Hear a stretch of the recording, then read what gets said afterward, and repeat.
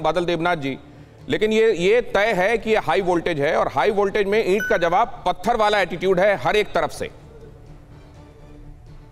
देखिए सोम्बित जी ने आन बान शान का बात बता दिया तो ठीक है, कोई बात नहीं, बोल सकते सर प्रवक्ता है, ऑल इंडिया प्रवक्ता, राष्ट्रीय प्रवक्ता बोल सकते।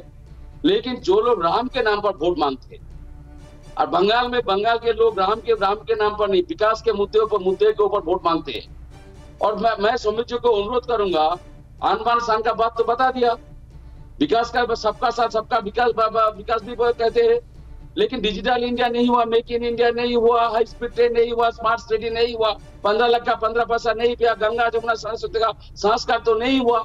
तो बेटी बचाओ बेटी पढ़ाओ में इस बजट में तो एक पैसा नहीं है। सोनार बांग्ला बनाएंगे और सोनार बांग्ला के लिए बंगाल के लिए सिर्फ 2000 रुपया, बस 2000 रुपया, 2000 रुपया में कैसे सर सोनार बांग्ला बना सकते? एक भी राज्य तो पूरे देश के अंदर स्वर्णिम राज्य या सोनार राज्य तो नहीं बना पाए, लेकिन बंगाल में आके एक ममता बनर्जी के खिलाफ 500 के ऊपर लीडर यहाँ पर आ रहे, डेली पैसेंजर कर रहा है, लेकिन सोनार बांग्ला तो नहीं बना पाएंगे। लेकिन ममता बनर्जी काम किया, वही सेंट्रल गवर्नमेंट ने 20 परियोजना ऊपर सर्टिफिकेट दिया। ममता बनर्जी पूरे देश के अंदर जितना सीएम है सबसे अच्छा काम ममता बनर्जी ने किया है। बादल देवनाथ जी, लेकिन गवर्नमेंट ने दिया है और उसको बोलेगा कौन और उसको स्वीकारेगा कौन? अभी जैसे आपने गिना दिया कि डिजिटल इंडिया में कुछ नहीं हुआ, मेक इन इंडिया में कुछ नहीं हुआ, तो ममता बनर्जी ने काम किए और उसमें लक्ष्य हासिल हो सका, ये कैसे तय होगा? संबित पात्रा जवाब दे रहे हैं।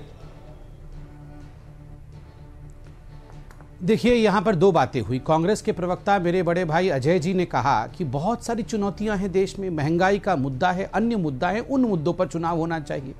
देखिए दिनेश जी, किसने रोका है कांग्रेस पार्टी को इन मुद्दों पर चुनाव लड़ने के लिए? आप बिल्कुल इन मुद्दों पर चुनाव लड़िए। अगर देश की हालत इतनी खराब है, बंगाल में मोदी जी ने हालत इतनी खराब कर दी है और उसके बावजूद कांग्रेस पार्टी अपनी अस्तित्व की लड़ाई लड़ने के लिए बाध्य हो रही है, वो आईएसएफ के साथ, एक गैर सेक्युलर फ्रंट के साथ वहां पर गठबंधन कर रही है, उनके खुद के पार्टी के अंदर कलह हो रहा है, लेफ्ट के साथ मिलकर चुनाव लड़ रही है, वहीं केरल में लेफ्ट के विरोध में चुनाव लड़ रही है, फिर मुद्दों का चुनाव कैसा है भैया?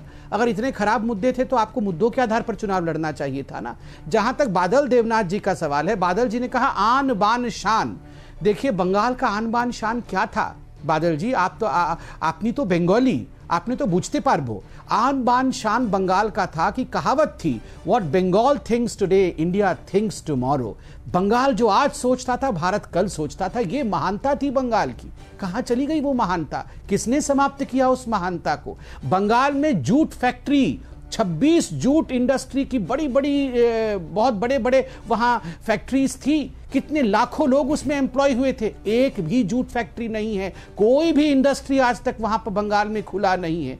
आप याद करिए किस प्रकार से किसानों के लिए 72 लाख किसानों को वंचित रखा गया। पीएम किसान निधि योजना, अभी तक किसानों को 14 हजार रुपए मिल चुके होते, 6,000 रुपए प्रति वर्ष के मिलते हैं किसानों को। आयुष्मान योजना का इतना बड़ा योजना आपने बंगाल में लागू होने नहीं दिया। स्मार्ट सिटी के योजना को लागू नहीं होने दिया। आप डिजिटल हिंदुस्तान की बात कर रहे थे, दीदी ने तो कहा स्मार्ट सिटी हम लागू नहीं करेंगे। स्वच्छ भारत को आप बंगाल में लागू होने नहीं दिए। ऐसे 118 कार्यक्रम हैं केंद्र सरकार के जिन्होंने बंगाल में दम तोड़ दिया और बंगाल की सरकार ने वहां उन्हें लागू नहीं होने दिया। भाई साहब, ये बंगाल की आन बान शान की लड़ाई है और परिवर्तन होवे, फैला होवे और ये आन बान शान वापस मिलेगा।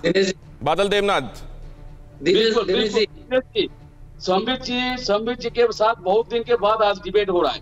मैं हर चैनल में बैठता हूँ, लेकिन आज संबित जी को मिल गया, लेकिन गलत जगह में हो गया। मैं तो बादल देवनाथ बैठ गया। 100 बीडीएस अमोल में संबित जी 105 जूट मिल था, उसके बाद वामफ्रंट के समय 47 हुआ, उसके बाद भी ममता बनर्जी ने 26 जो नाम बोल रहे हैं, 26 जूट मिलों को आज भी यहाँ पर चल रहा है और यहाँ पर कोई लॉकडाउन, कोई कुछ लॉकआउट नहीं हो रहा है। जो वाम लेफ्ट के समय में हुआ था, हर टाइम लॉकआउट होता था, लेकिन अभी नहीं हो रहा है। और तीसरा बात, संबित जी, पेट्रोल का महंगाई, पेट्रोल का दाम कितना हुआ, डीजल का दाम कितना हुआ, अभी आप बता दीजिए, महंगाई बढ़ेगा या नहीं बढ़ेगा?